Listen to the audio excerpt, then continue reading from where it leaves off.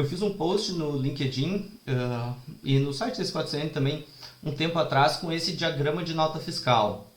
E isso daqui é um resumo, mas é um belo resumo de como funciona a criação da nota fiscal até o momento que eu salvo ela no banco. Então, uma ideia aí do workshop é que depois do workshop, essas coisas aqui, algumas desses nomes técnicos aqui façam mais sentido para quem não tem familiaridade com eles, porque isso daqui também é um resumo bem interessante. O documento sozinho, ele não resolve nada. Então, a ideia é que agora, durante o workshop, a gente vai discutir os cenários, vou ir mostrando como eles funcionam, e aí depois vocês só usam essa imagem aqui como um mapa mental mesmo para lembrar, quando eu preciso analisar tal problema, vou aqui. Preciso analisar tal outro problema, vou aqui. E esse é um diagrama que eu fiz para a nota fiscal. Esse aqui realmente é feito caseiro, foi eu que fiz. E ainda estou em desenvolvimento para fazer a mesma coisa para o envio da nota, para os cenários de SD e MM. Então a ideia é que depois aí do treinamento, nas próximas semanas vão nascer mais uns diagramas desses. Então eu vou continuar mandando e-mails para vocês ou mandando mensagens volta e meia com algumas informações adicionais aí de localização. E vai no sentido de que eu sempre falo, e que tem na verdade é um conceito de aprendizagem, que é a gente está sempre aprendendo. Então ninguém sabe tudo, não sei tudo, a gente vai sempre aprendendo, tem sempre novas coisas para aprender e tem que botar em prática. Então acho que uma das primeiras coisas que eu falo de debugging é eu aprendi na prática, na marra, eu não sou desenvolvedor profissional, não sou formado em TI e aprendi bastante, mas leva bastante tempo e bastante uso. Então, se a gente não usa as ferramentas, depois quando a gente precisa delas de vez em quando, fica mais difícil de lembrar como funciona. Então, também tem umas ajudas aí, umas bengalas, para a gente conseguir caminhar pelo meio dessa complexidade que tem de Brasil. Então, o workshop vai ser baseado em todos os cenários, assim, Company Code Brasil, Business Place Brasil, tudo Brasil mesmo, e nos nossos cenários aí, gloriosos de nota fiscal e também de impostos, que é a base aí do nosso trabalho. Então, logando no sistema, eu vou abrir o sistema aqui. Se ficar pequeno, vocês me avisem, mas eu acho que dá para enxergar bem. Eu vou começar pela J1B1N, então o princípio do universo. A ideia é que eu vou criar um cenário de J1B1N, vou mostrar já algumas técnicas básicas de debugger. Quem já conhece isso pode achar bem básico no começo, mas vai ser uma construção. Então vou começar de algo bem simples, como a gente analisa, por exemplo, uma mensagem de warning ou de erro que aparece, e disso a gente vai construindo e fazendo análise mais complexa. Então eu não vou mostrar para vocês agora um debug de um sistema remoto que é feito via RFC, usando uma determinada classe ou método. Vou começar pelo cenário mais simples, como a gente debugou uma mensagem de erro. E a partir daí a gente vai crescendo.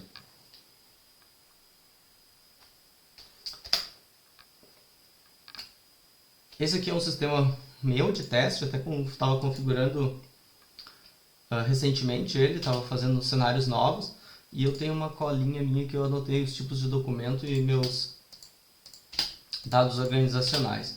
Então isso aqui é um sistema que foi instalado com Best Practices. Então ele tem essa Company Code 1410 e Business Place 1410. Então se alguém já fez projeto de S4HANA recentemente, essa daqui é a Company Code que é criada lá pelo Best Practices. Primeira coisa que eu vou fazer aqui, vamos debugar uma mensagem de erro, ou de warning. Só para mostrar um pouco como que se faz isso, quais são variações que podem ter nesse processo e o que a gente consegue extrair de informação interessante. Então eu tenho um material aqui, eu já tenho uma planta. Então essa aqui é uma mensagem que provavelmente qualquer pessoa que já criou uma nota fiscal já viu. Informação do material vai ser redeterminada. Dá para ver, dá para ler? Não. Deixa eu clicar aqui. Informação do material vai ser redeterminada. Carreguei a telinha aqui. Mensagem 8B183. Então esse acho que seria o exemplo mais simples que existe aí de mensagem, porque ela é um warning que aparece na tela. Eu vou tirar meu material daqui. Nós vamos debugar agora como que eu analiso isso. Por que essa mensagem é emitida? Então tem aqui o comando /H. Todo mundo já deve conhecer, se não conhece é esse o debugger. E o importante aqui é uma mensagem de erro. Quando eu tenho uma mensagem de erro, normalmente é o cenário mais fácil para eu identificar o que é o problema, porque eu consigo parar direto na mensagem de erro. Então eu não preciso normalmente ter um ponto de parada tão sofisticado ou tão bem pensado. Eu posso simplesmente dar um /h e parar na mensagem. Outros tipos de problema que eu tenho, por exemplo, um cálculo de imposto que está errado, eu já tenho que ter uma outra estratégia de análise. Eu preciso ter uma ideia do qual é o ponto de partida, nem que seja um palpite. Porque se eu não tiver pelo menos uma ideia do ponto de partida, se eu der um /h aqui e ficar apertando F5, até eu gerar a nota vai levar uns 6 meses debugando. Então, uma coisa que é importante é a gente sempre tem que ter uma ideia para cada tipo de problema, qual é a análise que a gente vai implementar e qual é a análise que pode ser mais efetiva. Então, normalmente, ponto de partida interessante é sempre importante, a não ser que eu tenha uma mensagem de erro clara ou um dump. Então, são estratégias diferentes. Quando eu der um /h aqui, eu vou botar, deu /h, ele liga o debugger, eu vou dar um enter de novo, eu tinha botado o material, ele vai começar a processar a tela. Neste momento, no debugger, eu tenho a funcionalidade de botar breakpoints. Um breakpoint é um ponto de parada. Eu defino que o programa vai parar de ser executado em um determinado lugar. Direto na mensagem. Então, o mais fácil, normalmente o caso mais fácil que existe é eu tenho uma mensagem de erro clara e eu já sei como é que eu ponho um breakpoint, um ponto de parada na mensagem. Então, eu adicionei esse breakpoint. Quando eu apertar o F8, que é executar até o próximo ponto de parada, ele vai ir até o código que chama a mensagem de erro. Quando dá a mensagem de erro.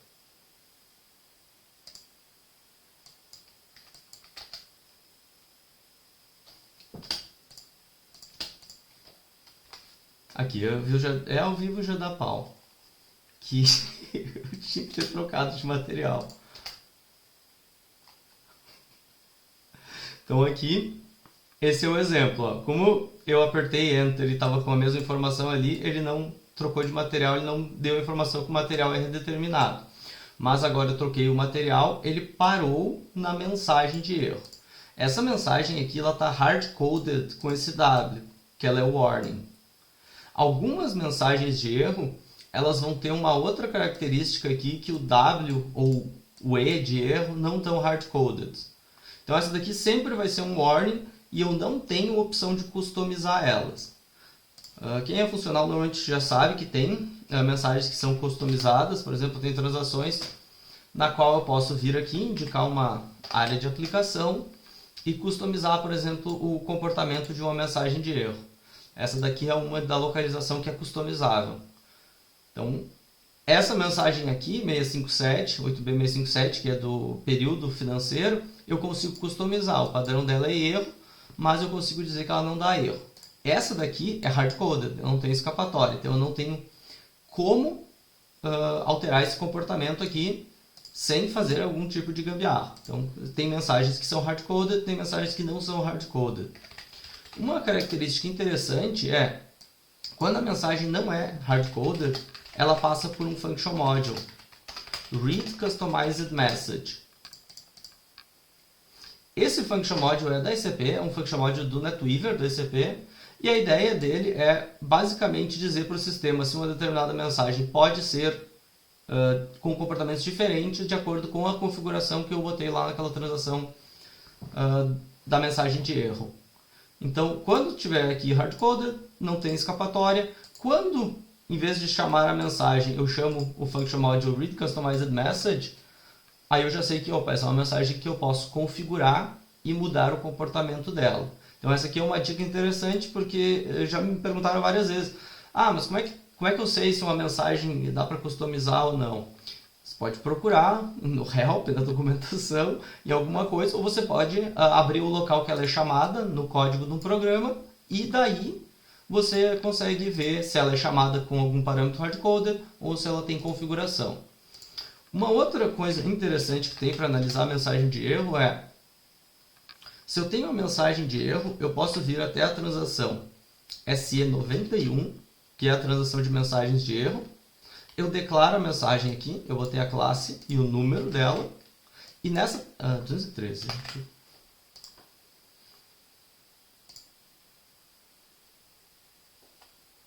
Ah, 183. Bom, só era ter usado o scroll.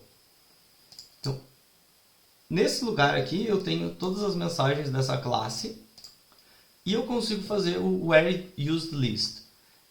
Esse aqui eu não sei o nome dele em português. Toda vez que o Abaco me falou, eu chamava de Where Used. Então, esse Where Used List ele me mostra onde essa mensagem está declarada dentro de programas. Então, é uma outra estratégia de análise, caso eu tenha, por exemplo, quando o usuário me reporta um ticket. Ah, eu estou recebendo essa mensagem de erro. Aí o cara põe a descrição lá do erro. Eu posso simplesmente procurar essa mensagem dentro do sistema e quando ela é declarada explicitamente, ela vai aparecer aqui. Quando ela não é declarada explicitamente como um 8B alguma coisa, o sistema não consegue achar a mensagem. Mas é uma outra estratégia de análise. Para alguns casos ela vai funcionar, para alguns casos a mensagem não está declarada explicitamente e eu não consigo encontrar a origem dela. Deixa eu ver se eu pego uma aqui de cabeça, eu não lembro uma que esteja exatamente declarada.